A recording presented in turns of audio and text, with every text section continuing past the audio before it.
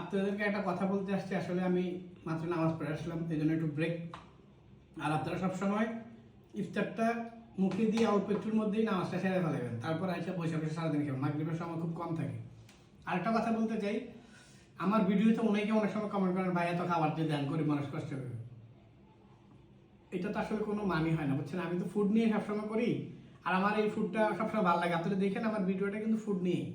তা আমি food blogger, আমি কি নিয়ে ভিডিও করবো? আর কোনো গরিব মানুষকে আমার কষ্ট দেওয়ার কোনো ইচ্ছা নাই।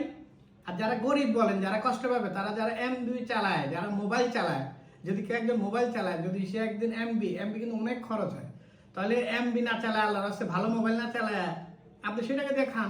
আপনি মোবাইল চালাইবেন, আপনি এমবিটারে বাতাসে উড়াই দিবেন, বিড়ি খাইবেন, বাতাসে ধোঁয়া উড়াই দিবেন, ভালো কিছু খাইতে পারবেন না। আর আমার ভালো কিছু দেখলে আপনি কইবেন যে আমি গরিবে কষ্ট পাই। আমি তো মনে করি যে আমার এই প্রশ্নটা করে সেই কষ্ট পায়। আপনি প্রতিদিন 100 টাকা এমবি খরচ করবেন না, এটা আপনার বাল বাচ্চারা খাওয়ান, আপনার বাল বাচ্চারা নষ্ট করতেছেন মেয়া। আপনি সিগারেট খাইবেন না, একটা সিগারেট 20 টাকা দেন, অন্য কিছু খান, অন্য কিছু করেন না, আমার কথা কষ্ট পায়েন না।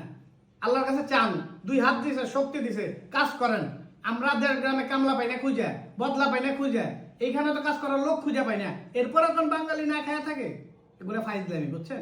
শুধু শুধু আমাকে হ্যাঁ করে কথা বললেন না। আর আমি আপনাদের এই কথাটা বলতে চাইনি, কিন্তু বারবার বলেন। আমি তো মানুষ, আমার দ্বারা একটা গরিব মানুষ কষ্ট পাক সেটা আমি চাই না। কিন্তু আমি যে মোবাইলের ইয়ে করি বা মোবাইল দিয়ে তো যে গরিবটা দেখবো, সেই গরিবটা যদি মোবাইল চালাইতে পারে, এমবি চালাইতে পারে, সে খাইতে পারে না কেন?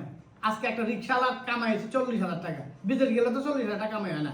যারা ভিক্ষা করে ওগুলো লাখ টাকার উপরে ইনকাম। তো গরিব কে আমাকে বোঝান। হ্যাঁ, গরিব মধ্যবিত্ত যারা আছে, যারা চাইতে পারে না, ইয়ে করতে পারে না, তারা গরিব অ্যাকচুয়ালি। কিন্তু যে আপনি যারা গরিব বলেন, তারা গরিব না।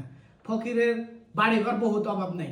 আপনি রাস্তাঘাটে একটা ফকিরের ধরে দেখেন, আপনি তাদের কাছে কত টাকা আছে, তাদের জমি সম্পদের অভাব নেই। যারা রিক্সা চালায়, তারা এক একজন 50,000 টাকা করে মাসে কামায়। যারা MA পাস কইরাও 20,000 15,000 টাকা বেতন পায় না। তাহলে এই জন্য ফালতু কথা বললেন না।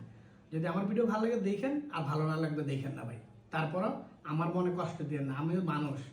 আমার এই খাবার দেখে যদি একজন কষ্ট পায়, আর আমি কিন্তু এত খাবার খাই না, আমিও গরিব দুঃখী নিয়েই খাই। আমার মাদ্রাসা আছে, আবার অনেকে আমার কমেন্টে অনেক সময় হেল্প চান। আমার সবাইকে হেল্প করার ইচ্ছা আছে, যেটা সত্যি কথা, আমি হেল্প করি। আমার 3টা মাদ্রাসা প্রতিষ্ঠান, একটা হচ্ছে সাভারে, আর 2টা হচ্ছে আমার গ্রামে। এগুলো দিয়ে দিতে দিতে তো আমার অবস্থা খারাপ। এরপর আমার ভাই বোন আছে, আমার আরও কর্মচারী আছে, আমার মিলপিটাতে আরও স্টাফরা আছে। আমার তো এদেরকে দিতে দিতে আমার অবস্থা খারাপ। হ্যাঁ, আমার জন্য বেশি বেশি দোয়া করেন, আমার যাতে বেশি হয়। আমার কাছে কেউ যদি চায়, আমি সেটা না করতে পারি না, সেটা আমার কষ্ট হয়। কিন্তু আপনার বুঝতে হবে যে আমার যত আছে, এটা আমার দেওয়ার জায়গাও আছে। আমরা কোনো জিনিস এই টাকা নিয়ে আমরা পকেটে বসে থাকি না, কেউ টাকা নিয়ে কবরে যাবে না। তো আল্লাহর কাছে আমার জন্য দোয়া করেন। আমি চাই সবাই ভালো থাকুক, সুস্থ থাকুক। আমার কথায় যদি কেউ কষ্ট পেয়ে থাকেন, আমি কাউকে কষ্ট দেওয়ার জন্য বলি না। আল্লাহর রাস্তায় আমাকে মাফ করে দিবেন।